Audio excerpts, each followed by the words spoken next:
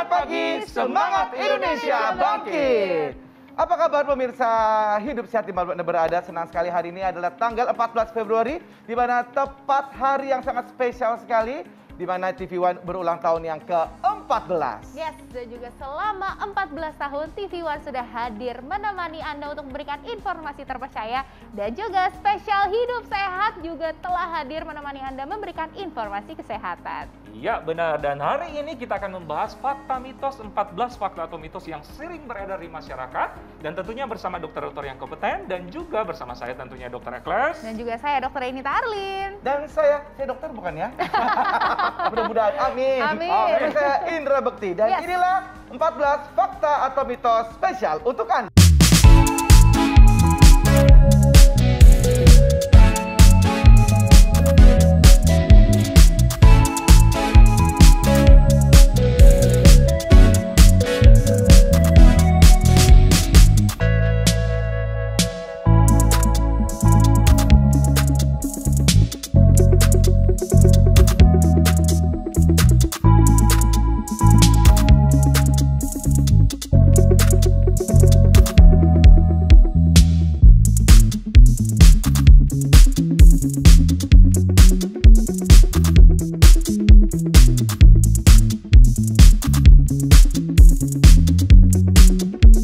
Fakta dan mitos pertama yang sering banget beredar dan lama sekali selalu ada di masyarakat ini. Ini mengenai bisul. Wow. Nah, bisul itu terjadi karena gara-gara telur, sering makan telur. Itu atau fakta atau mitos itu sebenarnya, Iya, Dok? dipikirnya tuh ya kalau misalnya kita makan telur bulat-bulat, tiba-tiba muncul bulat-bulat juga di mata kita. Telur menjadi kambing hitam. Oke, jangan khawatir, ada Dokter Sasa sama Dokter Samuel akan membahas terkait dengan hal ini. Silakan Dokter Sasa. Terima kasih teman-teman di studio. Nah, kita langsung masuk ke fakta mitos yang pertama yang tentunya banyak beredar di masyarakat ya, tentang konsumsi telur nih. Di sebelah saya sudah ada Dokter Sam. Dokter, langsung ya dok ya. Ya. Telur jika dikonsumsi itu dapat menyebabkan bisulan. Ini fakta atau mitos dok? Mitos buat orang yang sehat. Anda makan telur banyak pun tidak akan menyebabkan bisulan. Karena kulitnya semua sehat, tidak ada respon alergi atau intoleransi. Tetapi buat orang yang punya alergi dengan protein telur, bisa saja menjadi bisulan. Oke dokter, tipsnya nih dok bagi pemirsa yang ingin mengkonsumsi telur dan cara mengolahnya dokter. Jadi gini, buat yang kepengen mengkonsumsi telur, telur itu kan bahan makanan sumber protein. Harus dihitung sebenarnya berapa kebutuhan buat tubuhnya. Kebutuhan makan protein itu antara 1 sampai 2 gram per kilogram berat badan. Jadi harus dihitung, bukan hanya telur bahan makanan sumber protein. Kan ada ikan, ada ayam, ada daging. Nah, itu semua sumber protein. Harus ada hitungannya. Soal berapa jumlahnya, jangan Anda makan telur 10, 20 sehari. Jangan, itu semua dihitung juga karena kalau kelebihan dapat membebani ginjal Anda. Nah, pengolahannya bagaimana?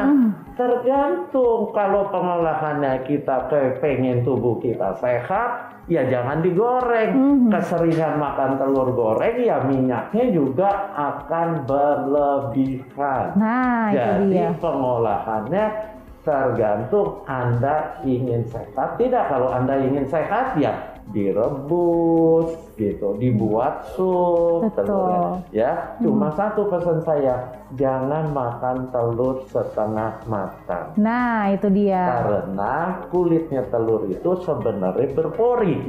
Pori itu bisa masuk ke kuman atau bakteri yang akan mengganggu kesehatan kita. Nah, itu tadi pemirsa penjelasan dari Dokter Sam, dan masih ada fakta atau mitos berikutnya yang tentunya paling populer di masyarakat bersama dengan Dokter Haikal. Nah pemirsa, berikutnya kita akan bahas fakta mitos yang sangat umum beredar di masyarakat, yaitu kebiasaan mandi malam bisa sebabkan penyakit rematik. Nah, langsung saja kita tanya kepada dokter langsung kita, Dr. Wismandari Wisnu, dokter penyakit velok. Halo dok, apa kabar? Halo, Dr. Haika. Baik. Gimana Dr. Haika? Baik? Baik dok, sehat. Dok, ini kita membahas tentang fakta mitos yang cukup umum beredar di masyarakat. Katanya, kebiasaan mandi malam bisa menyebabkan penyakit rematik. Fakta atau mitos, dok? Jawabannya mitos ya. Ini tapi memang bagus banget dibahas karena banyak sekali yang bertanya tentang hal yang sama ya gitu. Kenapa mitos?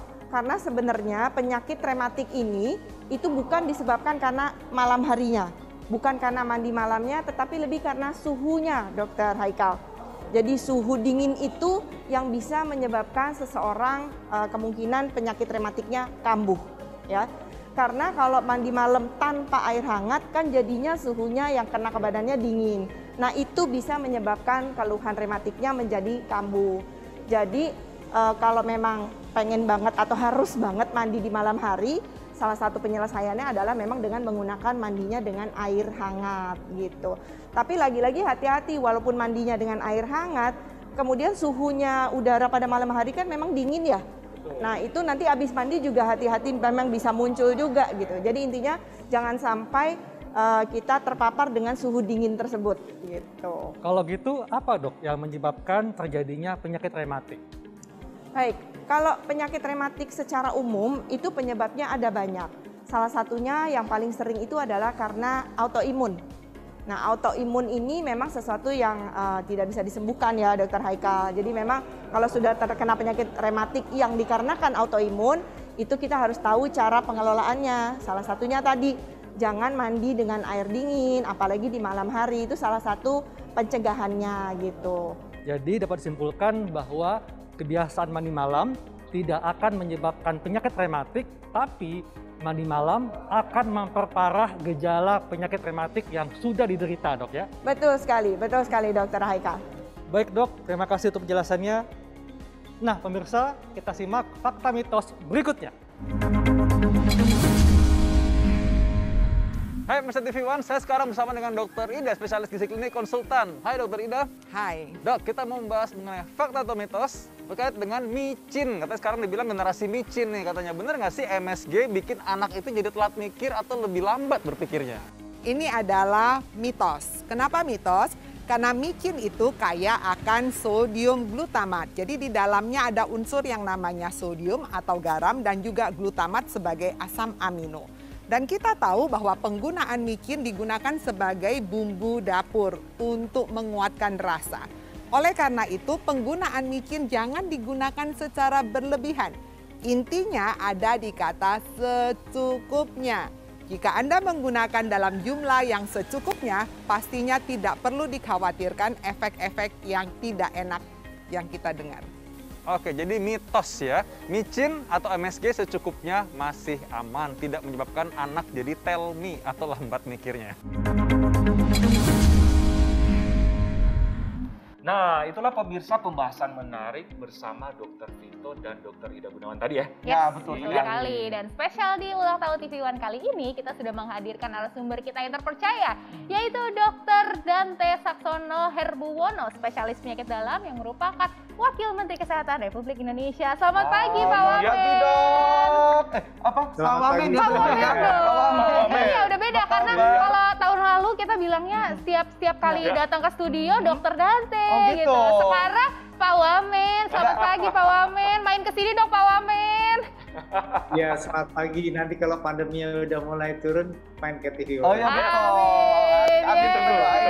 Nah, dok, ini aku mau tanya ini sebagai masyarakat awam ini dok mengenai vaksinasi ya, Pak Wamen.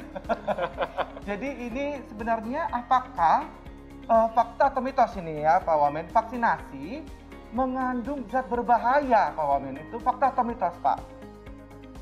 Itu mitos. Mitos ya? Seperti apa atau kenapa seperti itu Pak? Jadi bagaimana vaksin itu diproduksi, itu ada beberapa sumbernya. Sumbernya dari virus yang dimatikan dan dari materi genetik yang ada di dalam virus. Kemudian dikonstruk menjadi satu substrat yang namanya vaksin untuk menstimulasi kekebalan. Sebelum masuk ke dalam proses produksi vaksin, dilakukan uji keamanan dahulu terhadap hewan coba, serta uji efektivitas pada hewan coba. Setelah dilakukan hewan coba aman, kemudian diketahui dosis toksisitasnya atau dosis yang paling tingginya, kemudian dicobakan kepada manusia melalui yang namanya clinical trial atau proses klinik, uji klinik. Dan uji klinik itu salah satunya adalah menjamin keamanan bahwa vaksin itu bisa dipakai tanpa efek samping. Jadi sebenarnya vaksin yang digunakan itu tidak mengandung zat berbahaya karena efek sampingnya sudah dievaluasi dalam uji klinik tahap pertama dan tahap kedua. Iya. Jadi artinya aman ya, Pak Wamen, untuk melakukan vaksinasi ya? Aman sekali vaksinasi. Iya. Nah, Pak Wamen, gimana mungkin ajakan untuk masyarakat supaya tidak takut vaksin? Jadi studi menunjukkan bahwa vaksinasi itu satu memang mempunyai proteksi. Ada proteksi yang bisa melindungi 80-90% terhadap kemungkinan terjadinya infeksi COVID. Kemudian tidak kalah pentingnya adalah bahwa dengan vaksinasi terbukti untuk semua jenis vaksin bahwa vaksinasi akan mencegah orang untuk menjadi tambah parah dan masuk ke rumah sakit. Jadi kalaupun nanti terinfeksi walaupun sudah divaksin, maka tidak separah orang-orang yang tidak divaksinasi. Kita punya data beberapa di antaranya, terutama pada kejadian Omikron yang sekarang sedang merebak, bahwa 6 dari 10 pasien yang berat itu kebanyakan belum divaksin. Sehingga vaksinasi akan melindungi kita dari kejadian berat kalau kemudian kita ternyata nanti terinfeksi COVID-19. Kita tuh masih ada nih, pandemi itu masih ada gitu ya. Nah tapi makanya tetap ya protokol kesehatannya dan kemudian juga vaksin. Masker itu adalah dua sejoli yang tak bisa terpisahkan. Masker dan vaksin gitu ya. Ada lagu menjalin cinta, cinta bersemi. Betul. Nah, Pak Wamen, hari ini TV One kita bersemi kan? Iya, karena ulang tahunnya TV One yang ke-14 di Pak Wamen. Mungkin ada ucapan khusus gitu untuk TV One yang ke-14. Saya berharap TV One selalu menjadi tempat di mana pemirsa ingin mencari sumber berita, sumber informasi yang tepat, cepat dan akurat. Dan ini selama ini sudah dijalankan oleh TV One dengan berbagai macam program. Jangan dalam ulang tahun ini semoga TV One lebih banyak lagi berkiprah dan bermanfaat bagi masyarakat. Nah, kita akan kembali menjawab fakta mitos yang sering beredar di masyarakat kesehatan lainnya. Tetap bersama kami di Hidup Sehat.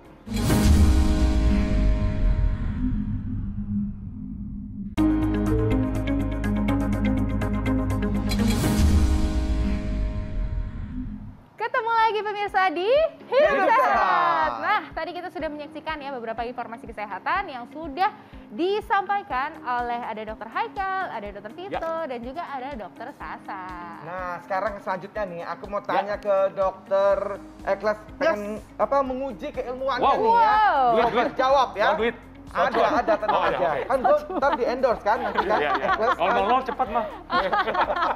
Jadi fakta dan atau mitosnya nih ya. Ya, siap. Ya, deodoran itu picu kanker payudara. Fakta atau mitos? Jawab. Wow. Itu mitos. Kenapa tuh bisa mitos? Mitos karena memang beberapa juga penelitian memang tidak ada hubungan secara resmi bahwa antara deodoran menyebabkan kanker. Cuma memang ada mitos atau ada mungkin beredar kabar seperti itu karena deodoran sebagai antiperspiran mengandung aluminium yang diduga efeknya sama dengan hormon estrogen. Diketahui hormon estrogen itu yang pemicu merangsang kanker payudara tadi. Tapi sebenarnya itu mitos. Tapi mitos ya. Mitos ya. Jadi masih boleh nih pakai deodoran. Tapi mungkin ya dengan kan? bijak, pilih mungkin bahan-bahan, lihat bahan-bahan di dalamnya, diperiksa juga. Dan mungkin kan sekarang udah zaman online bisa di-searching apakah aman atau tidak. Iya, betul. Iya. Soal duit apa? Pertanyaan soal duit? Soal duit. Bapak-bapak, kalau itu nanti aja kita lanjut dulu ya. Karena kita akan melihat fakta atau mitos berikutnya nih tentang kesehatan juga dari Dokter Nisa dan juga dari Dokter Nenden, spesialis kulit dan kelamin. Dan ini adalah tentang kita kalau misalnya ada luka bakar dioles pasta gigi itu ampuh atau enggak ya? Fakta atau mitos ya? Yuk kita langsung saksikan dengan Dokter Nisa. Silakan. Hai pemirsa Hidup Sehat, saya Dr. Tengku Anissa. Kali ini akan membahas mengenai fakta mitos yang common atau sering beredar di masyarakat. Nah, pasti pernah dengar kan kalau seandainya ada luka bakar itu dapat diobati atau dioleskan dengan pasta gigi. Kira-kira hal tersebut benar atau tidak? Fakta atau mitos? Nah, saat ini saya sudah bersama dengan Dr. Nenden yang akan membahas seputar fakta mitos ini. Halo Dr. Nenden. Halo Dr. Nisa. Dr. Nenden, masih banyak nih masyarakat yang bertanya-tanya, apakah mungkin luka bakar boleh dioleskan dengan pasta gigi? Ini fakta atau mitos? Ini adalah mitos. Mitos ternyata pemirsa. Bagaimana itu, Dok? Mitos karena pasta gigi itu apabila kita mengoleskannya dia tidak steril bisa timbul infeksi. Dan dia pun bisa mengiritasi sehingga akan memperparah daripada lukanya. Seperti itu. Oke, baik. Berarti pemirsa tidak boleh mengoleskan pasta gigi pada luka bakar. Bagaimana dengan mentega, Dok? Sama. Banyak juga masyarakat yang mengolesi mentega. Sama, dengan mentega atau krim-krim di luar itu yang mirip-mirip seperti mentega itu akan menyebabkan bertambahnya parah karena dia sifatnya menahan daripada panasnya. Sehingga tentunya penyembuhannya akan terganggu. Oke, baik. Nah, Dr. Nenden, jadi bagaimana sih kira-kira tipsnya pertolongan pertama luka bakar terutama ketika itu terjadi di rumah? Gimana, Dok? Jadi luka bakar sendiri ada 3 tingkatan. Ada derajat 1 yang hanya mengenai epidermis ditandai hanya dengan kemerahan pada kulitnya saja. Ada derajat 2 di mana itu sampai ke bawah epidermis, ada disebut dengan dermis, ditandai dengan lepuh. Sedangkan derajat 3 itu jauh lebih dalam lagi sehingga ada tanda nekrotik daripada jaringannya. Nah, tentunya kita perlu mewaspadai dengan pertolongan pertama, yaitu adalah melakukan irigasi luka bakar atau mengaliri dengan air mengalir selama 20 menit. Tidak boleh menggunakan ice pack atau tidak boleh menggunakan es batu, karena itu akan menyebabkan gangguan vaskularisasi, sehingga tentunya penyembuhan luka terganggu. Nah, kalau setelah itu kita berikan antibiotik. Nah, kalau luka bakar yang sudah ada lepuhnya, tentu kita tidak boleh memecahkan lepuhnya. Tetapi berobatlah ke dokter, nanti dokter akan melakukan tindakan berupa disedot cairannya, kemudian nanti diberikan antibiotiknya. Pemirsa, itulah dia tadi jawaban Dr. Nenden terkait pasta gigi untuk mengobati luka bakar. Jangan lupa saksikan fakta mitos selanjutnya tetap di Hidup Sehat. Iya, itu tadi ya. Jadi kalau misalnya memang lagi ada luka bakar, jangan dikasih odol. Kalau odol itu mah di gigi aja. Iya, benar. Ya kan? Setuju. Nah, aku mau tanya nih, kalau wortel nih ya, katanya itu bisa mempertajam penglihatan. Itu fakta atau mitos nih? Siapa mau jawab? Siapa mau jawab? Aku yang jawab. Siapa ya? Ya, Siapa aku ya? sih udah tahu banget. Gitu? Tapi untuk lebih jelasnya ada Dr. Haikal. Yuk, Dr. Haikal. Oke, jadi kalian nggak bisa jawab ya? Bisa. Dr. Haikal aja. Bisa, Dr. Haikal. Oke. Nah pemirsa, ketika kita masih kecil, ibu kita sering mengatakan harus makan wortel untuk kesehatan mata yang baik. Nah, kita akan tanya kepada Dr. Sindiawati, Dr. Gizi Klinik, Dok, fakta atau mitos kalau rutin mengkonsumsi wortel dapat membantu mempertajam penglihatan? Ya, itu fakta. Karena kenapa? Di wortel itu mengandung yang namanya beta karoten. Di mana beta karoten itu dalam tubuh kita dapat dirubah menjadi vitamin A. Nah, vitamin A itu memang dibutuhkan oleh mata kita untuk menjaga kesehatan mata kita. Jadi, itu masuk fakta. Nah, berapa banyak dok kita mengkonsumsi wortel untuk mendapatkan manfaat tadi? Jadi sebenarnya tidak hanya wortel yang kita butuhkan, kita tetap butuh sumber protein, sumber lemak bagus untuk memaksimalkan kesehatan mata tersebut. Tapi memang tidak bisa dikatakan berapa banyaknya. Yang penting kita mengkonsumsi makanan yang bergizi lengkap dan seimbang, bervariasi, sehingga semua kebutuhan untuk kesehatan mata dapat dipenuhi dari semua makanan tersebut. Oke, baik dok, terima kasih penjelasannya.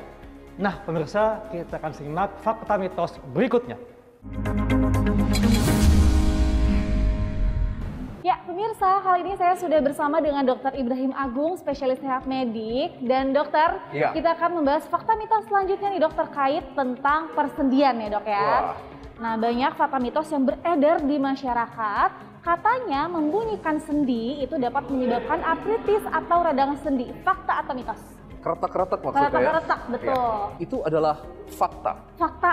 Betul. Itu kan kesannya kayak enak ya dok. Kalau misalnya kita lagi pegel-pegel, biasanya buat jadi relief, jadi lebih tenang, jadi lebih gak pegel tuh biasanya keretak-keretak dokter. Betul. Biasa orang suka keretak-keretak, sakit sedikit dikeretak-keretak.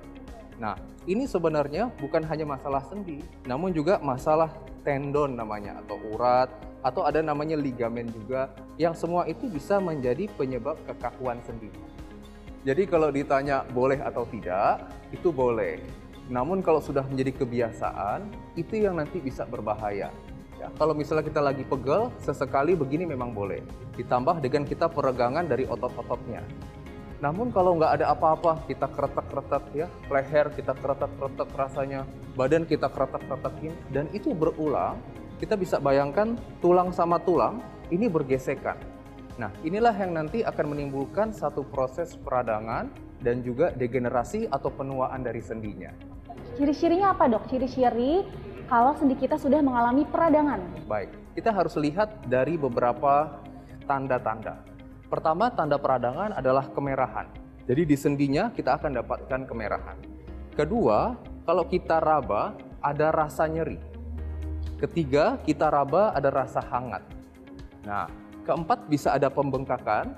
Yang terakhir, digerakkan akan mengalami kesulitan. Kaku jadinya dok ya. Kaku, betul sekali. Nah, jadi pemirsa hati-hati yang suka keretek-keretek tapi berkelanjutan nih sudah jadi kebiasaan, harus waspada jangan sampai sendi Anda malah jadi sakit atau radang ya dok ya. Betul Lalu sekali. selanjutnya bagaimana kalau orang yang sudah terlanjur dok? Itu kan enaknya dok kalau lagi pegel, biar nggak pegel tuh keretek-keretek. Solusinya gimana? Baik, jadi ketika sudah mengalami kebiasaan sebenarnya, kita bisa lakukan cara lain. Latihan untuk mengurangi kekakuan dan juga ketegangan dari otot-otot sekitar sendinya. Jadi peregangan itu sangat baik.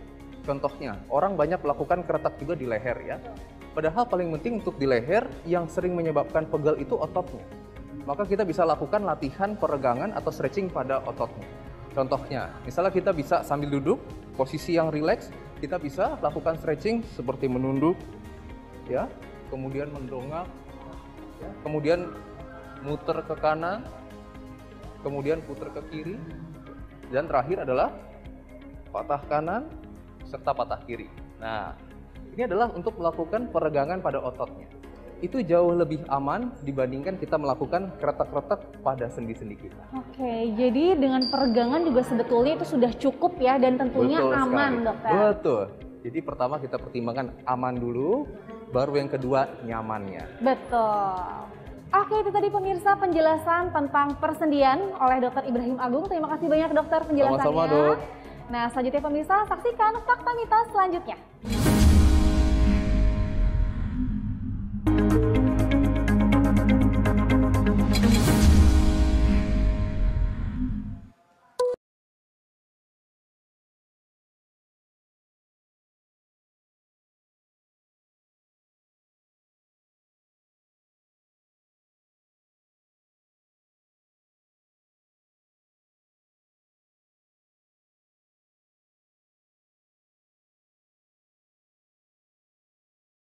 Oke, kita sekarang lagi ada di mana ini? Oke, 3, 2, 1, roll! Nah.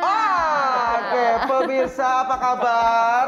Jadi ini kita lagi ada di control room Yes, namanya ya. betul sekali. Jadi ini adalah tempat di mana semua program yang ada di TV One ya, beberapa program ya, dan juga khususnya juga termasuk Hidup Sehat dong. Hidup Sehat juga betul. ini lahir di sini. Dilahirkan di sini. Ibarat ternyata. kata ini rumah sakit, ini adalah ruangan bersalinnya. Nah. Jadi lahirlah tuh bayi-bayi Hidup Sehat TV One. Yang berarti tujuan kita bagus untuk menyehatkan seluruh masyarakat Indonesia. Betul sekali. Betul sekali. Nah, Ya. kali ini nih spesial juga di Hidup Sehat TV One, kita juga menghadirkan banyak sekali fakta mitos nih, Dokter Ekles. Ada apa nih selanjutnya? Iya, nah ada fakta mitos ini katanya biji cabai bisa menyebabkan usus buntu. Ini ada Dokter Vito. Silakan Dokter Vito. Oke, 5, 4, 3, 2, 1, take over! Pemirsa Hidup Sehat TV One, sekarang kita bersama dengan Prof. Ari Fargal Syam. Nah, Prof. Ari, ini fakta atau mitos yang sering beredar di masyarakat ya. Apakah biji cabai menyebabkan usus buntu? Mitos ya, jadi sebenarnya apa yang disebutkan dengan usus buntu atau apendisitis akut itu adalah suatu peradangan. Kita tahu memang ada daerah yang kita bilang appendix itu ya, bagian daripada usus besar kita ya, dekat dengan usus halus itu memang suatu lokasi yang mudah terjadi peradangan. Nah, ketika terjadi peradangan, ini biasanya ada bakteri di situ, pasien itu akan merasa nyeri perut kanan bawah, ya kan, bisa juga meriang, dan kalau kita periksa itu sel darah putihnya meningkat. Dan ini tidak berhubungan dengan kita mengkonsumsi cabai kemudian bijinya nyangkut di situ gitu. Karena sejatinya itu adalah suatu proses peradangan yang terjadi. Apa penyebab peradangan tersebut? Ya macam-macam. Ya mungkin daya tahan tubuhnya kurang baik waktu itu sehingga akhirnya dia terjadi peradangan misalnya, mungkin makannya juga terkontaminasi ya dengan yang tidak sehat, akhirnya dia terinfeksi. Jadi mitos ya kalau menyebutkan biji cabai itu bisa menyebabkan usus buntu. Nah, itu dia. Kita masih bisa makan cabai kalau gitu ya.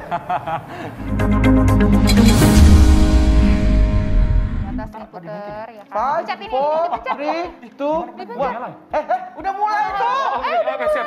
Main-main beginian lagi, aduh. Siap. Nah, tadi pemirsa pembahasan Dr. Vito sama Prof. Ari mengenai biji cabai bisa menyebabkan usus buntu. Betul. Iya. Nah, sekarang aku mau tanya nih, ini buat kalian berdua. Kalau tadi kan sendiri, kalian berdua harus jawab ya berdua ya. Siap. Jadi tuh sebenarnya tuh kalau misalnya kita harus minum air itu bener nggak sih harus 8 gelas per hari kayak gitu-gitu tuh bener nggak tuh, fakta atau mitos? Ini adalah itu fakta. Oh, itu beneran itu 8 gelas per hari. Benar.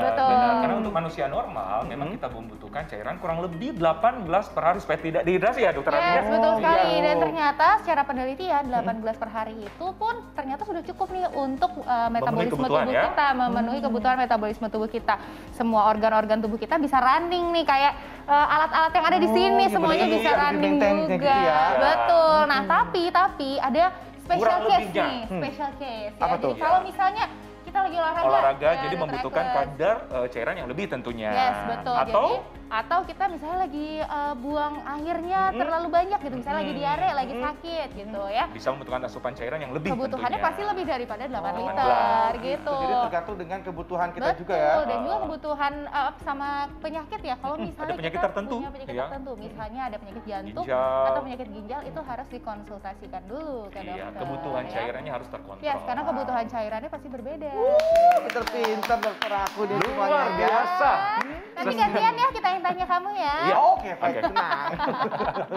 Oke nih, selanjutnya masih ada nih fakta atau mitos yang seru-seru. Kali ini kalau misalnya cewek-cewek, biasanya itu suka dikasih tahu kalau misalnya lagi haid, jangan minum yang dingin, nanti takutnya tumbuh kista. Itu fakta atau mitos? Langsung nih akan dijawab bersama dengan Dr. Nisa dan juga Dr. Budi Wiweko, spesialis OBGYN. Silakan. 5, 4, 3, Langsung ya? 2, 1. Naik semua. Mana gitu? Itu ya? Hati-hati, Layar jangan itu ya? sampai yang sebelah sana Oke, ya. itu. Pemirsa Hidup Sehat, saat ini saya sudah bersama dengan Profesor Budi Wiweko. Beliau adalah spesialis OBGYN. Halo Prof. Selamat siang. Nah, kita masih membahas mengenai seputar fakta mitos Prof yang cukup beredar di masyarakat. Katanya nih ya, salah satunya adalah jika rajin mengkonsumsi minuman dingin dapat menyebabkan timbulnya kista. Nah, ini fakta atau mitos Prof? Mitos. Mitos, bagaimana Prof? Ya, jadi tidak benar bahwa minum atau sering minum air dingin itu bisa menyebabkan kista. Ya, karena kista yang paling banyak diderita oleh perempuan usia muda adalah kista coklat atau kista endometriosis. Keluhannya biasanya adalah nyeri saat haid. Ya macam-macam ya, ada perempuan yang kalau menstruasi dia karena saking nyerinya harus cuti, harus pergi ke IGD, tidak bisa masuk sekolah. Ya. Pertanyaannya adalah kenapa kista itu terjadi? Secara umum, kista itu terjadi karena adanya faktor genetik. Jadi ada perempuan yang berbakat untuk menderita kista. Ya, kista itu terjadi akibat kesalahan sistem imun di dalam rongga perut seorang perempuan. Harusnya darah menstruasi yang sebagian kecil akan masuk ke rongga perut itu dibersihkan oleh cleaning service. Kalau cleaning service-nya bermasalah, darah itu tidak bisa dibersihkan, terjadilah kista, terutama kista coklat atau kista endometriosis. Begitu Anissa terjadinya kista. Baik, Prof. Viko. Penjelasannya sangat jelas sekali, Prof. Nah, mungkin ini masyarakat juga bertanya-tanya, terutama kaum perempuan, karena kista ini adalah sesuatu momok yang cukup menakutkan ya, Prof. Betul. Bagaimana caranya supaya kita bisa menghindari terjadinya kista? Apa nih tipsnya, Prof? Ya, saya kira berangkat dari data yang ada bahwa kista coklat atau kista endometriosis itu bisa terjadi karena faktor genetik. Ya, defeknya, cacatnya bisa di cleaning service-nya yang bermasalah ataupun sel dinding rahimnya yang bermasalah. Sel dinding rahimnya tidak bisa dibersihkan. Mengapa itu terjadi? Antara lain ada faktor pencemaran, ya, polusi. Kata zatnya disebut sebagai endocrine disrupting chemical yang disebut sebagai dioksin. Ya, dioksin itu hasil pembakaran dari kendaraan bermotor. Buktinya kita bisa lihat bahwa perempuan yang tinggal di perkotaan, prevalensi jumlah kista jauh lebih banyak dibandingkan dengan perempuan yang hidup di pedesaan atau pegunungan yang polusinya sangat-sangat rendah. Ini salah satu contoh. Oleh karena itu, hidup sehat penting. Yang kedua, tentu gaya hidup sehat adalah mengkonsumsi makanan-makanan yang mengandung antioksidan tinggi dan vitamin D yang tinggi. Vitamin D sangat penting untuk mencegah terjadinya kista. Berarti Prof, penanganannya salah satunya pencegahannya ketika kita terpaksa hidup di kota besar yang mungkin sangat terpapar polusi ya Prof, sangat berkaitan dengan polusi. Mungkin ketika menggunakan kendaraan bermotor terutama roda 2, kita jangan lupa untuk tetap menggunakan masker ya Prof. Ya, salah satu seperti itu. Ya, terima kasih Prof atas informasinya yang sangat bermanfaat untuk kita semua.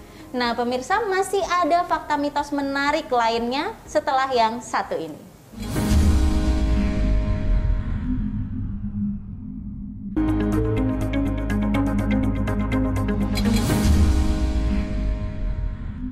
Pemirsa, saya sudah bersama dengan Dr. Reza Fahlevi, spesialis anak. Halo dok, apa kabar? Halo dokter. Nah, kali ini saya akan membahas fakta mitos yang cukup umum beredar di masyarakat. Kopi dapat mencegah kejang pada anak. Nah, ini fakta atau mitos dok? Oke, jawabannya adalah mitos dok. Beberapa penelitian telah membuktikan bahwa kopi itu tidak terbukti dapat mencegah kejang pada anak maupun bayi. Justru pada saat anak itu kejang, kita perlu menghindari untuk pemberian jenis minuman apapun. Kenapa? Karena dapat beresiko menyebabkan anak tersedak. Lalu dok, kenapa muncul keyakinan di masyarakat? Karena kopi ini kan dia mengandung kafein, di mana kafein ini dapat membuat otak kita terjaga, sehingga diyakini bisa mencegah kejang pada anak. Nah, kalau misalnya nih, anak yang kejang, katakanlah kejangnya sudah selesai atau belum kejang, kemudian diberikan kopi, apa dampaknya bagi anak? Ya, itu juga sudah ada penelitiannya ya yang saya baca. Itu ada systematic review, artinya memang kumpulan dari penelitian itu membuktikan bahwa sebenarnya tidak ada efek pencegahan kejang terhadap kopi terhadap kejang tersebut. Justru sebaliknya. Jadi kopi itu juga bisa berinteraksi dengan beberapa jenis obat-obatan termasuk obat-obatan anti kejang jenis tertentu gitu. Sehingga memang tidak direkomendasikan sebagai pencegahan ataupun sebagai terapi pada anak yang mengalami kejang ataupun yang belum mengalami kejang. Lalu dok, ada juga nih yang mengatakan bahwa kopi ternyata memicu kejang pada anak. Ini benar nggak dok? Nah, hal itu juga masih lemah. Ada juga memang yang mengatakan demikian ya, tapi buktinya belum cukup kuat gitu bahwa dia bisa mencegah ataupun bisa memicu kejang pada anak. Nah, tapi intinya adalah kalau anak itu kurang dari usia 6 bulan, maka memang tidak boleh diberikan jenis makanan ataupun minuman lain selain dengan ASI ataupun susu formula gitu. Kenapa? Karena perbedaan kadar elektrolit dan lain itu juga bisa dapat menyebabkan berbagai gangguan pada tubuh anak. Jadi tetap anak di bawah 6 bulan itu hanya diberikan ASI saja ataupun diberikan susu formula jika tidak bisa mendapatkan ASI ya. Kemudian hanya boleh pun air putih jika setelah minum obat saja. Nah, jadi sangat rentan pada usia ini tidak boleh diberikan berbagai jenis minuman apapun termasuk kopi ini. Nah, kalau untuk anak yang usianya sudah di atas 6 bulan, apakah ada manfaatnya kalau mengkonsumsi kopi, dok? Ya, jadi kalau untuk anak usia 6 bulan ke atas ya, manfaat kopi juga tidak terbukti. Jadi artinya memang kopi ini ya, apalagi di dalamnya ada gula dan lain susu, ini juga bisa meningkatkan risiko obesitas pada anak. Kemudian bisa juga mengganggu tidur pada anak gitu. Jadi perlu diwaspadai juga, artinya sebaiknya dihindari jika memang bisa dihindari. Kalau gitu kapan dok? Sebaiknya anak-anak usia berapa sudah boleh mengkonsumsi kopi? Ya baik, biasanya pada usia 5 tahun ke atas itu baru boleh mengkonsumsi kopi, tapi itu pun tidak terlalu banyak jumlahnya ya. Iya. Jadi mitos pemirsa ya bahwa minum kopi tidak akan mencegah kejang pada anak. Baik dok, terima kasih penjelasannya. Sama-sama dok.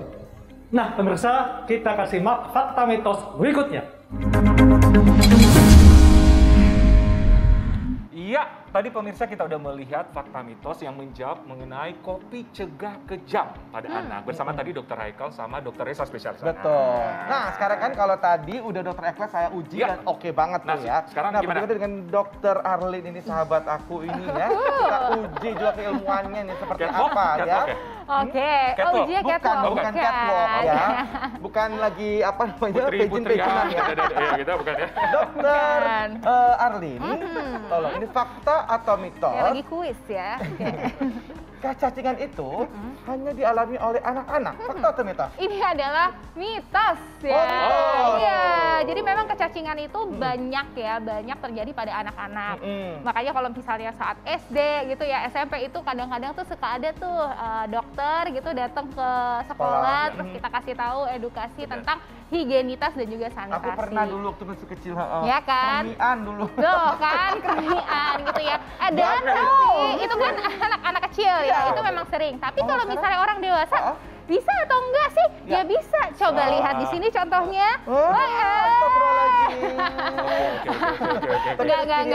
ya. Tenang ya. Memang kalau misalnya cacingan pada orang dewasa ya bisa juga gitu. Jadi sebenarnya cacingan itu adalah di saat kita itu terinfeksi. Ya, terinfeksi dari yang namanya sih telur-telur cacing yang kadang-kadang tuh tidak terlihat dengan mata kita. Nah, si telur-telur cacing itu bisa ada di mana aja sih? Ada di tanah gitu misalnya. Atau misalnya kita lupa cuci tangan nih sebelum makan ya kan. Kita nggak tahu nih ternyata ada telur-telur cacing yang tidak kasat mata. Ternyata kita makan dan melewati si barrier dari pencernaan kita. Masuklah, lahirlah itu telur-telur di dalam usus kita dan kemudian ada muncullah gejala-gejala yang disebabkan oleh cacing yang udah mulai dewasa.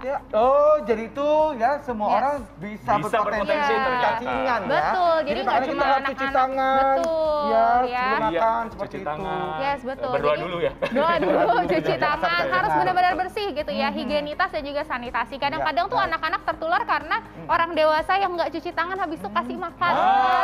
Itu juga bahaya. Gitu ya. Oke, selanjutnya saya mau tanya nih tentang olahraga. Kan Dokter Eko kan sering banget olahraga kan tiap pagi katanya. Nah, aku juga sering kok. Kamu juga sering kelihatan sih ya. Aku jarang ya kalau gitu ya. Nah, jadi ini katanya fakta atau mitos olahraga itu harus setiap hari dan harus durasi itu lama dan panjang. Gitu. Nah, mau tahu jawabannya? Mau. Saya kasih ini dari Dokter Nisa, teman saya sama Dokter Junai akan menjawab apakah benar soal kaidah tanya. Yuk, Dokter Nisa. Silakan. Saya Dr. Tengku Anissa, sudah bersama dengan Dr. Junaidi, spesialis kedokteran olahraga. Halo dokter. Halo Anissa ya. Nah dokter, kita mau membahas mengenai seputar fakta mitos nih dok. Ya. Apakah fakta atau mitos jika kita berolahraga itu harus setiap hari dan dengan durasi yang panjang? Fakta atau mitos? Itu adalah mitos. Kenapa dok? Karena olahraga yang benar itu dengan frekuensi 3-5 kali per minggu dengan durasi 30 menit sampai 90 menit sesuai kemampuan seseorang. Baik, nah bagaimana jika kita berolahraga dengan setiap hari terus sekali olahraga mungkin bisa 2 jam, 2,5 jam, apa yang mungkin terjadi dok? Itu akan mudah terjadi cedera, termasuk nanti serangan jantung, serangan asma, dan cedera-cedera yang lain, termasuk cedera otot dan tulang. Nah pemirsa, memang segala sesuatu yang berlebihan itu tidak baik. Makanya cukup berolahraga 3-5 kali seminggu selama 30 sampai dengan 90 menit sesuai dengan kemampuan.